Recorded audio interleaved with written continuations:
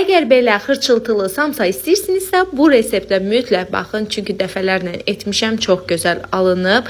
7 stəkan unu, 1 yumurta, biraz su, duz, bildiyimiz adi xəmirdir. 6 kündəyə böldüm, 200 qramdan tutub, 30 ədəd çıxdı iri-iri formada. Bunu da vurğulayım. Mən həmişə reseptlərdə çox maraqlıdır ki, etdiyim kütlədən nə qədər məhsul çıxır, belə deyək. Yağlayıram, gözəl açmasam da, çünki dartmalısan qızlar, qatları bir-bir yağladım.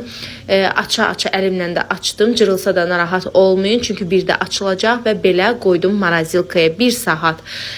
Özünə gəlsin. O sırada içliyi hazırlayıram. Bol soğan, qara istiot ancaq və duz. Əti də yağlı mal əti.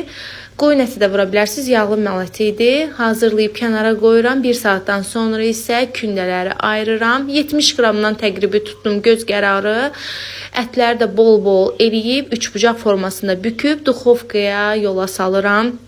Dediyim kimi, bayaq dedim sizə, görünüşü vacib deyil, çünki əlimizlə bir də açırıq badambura kimi.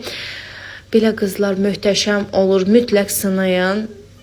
Çox bəyənəcəksiniz. İçliyini məncə dəyişə bilərsiniz, amma mən əti sevdiyimə görə ətlə etdim.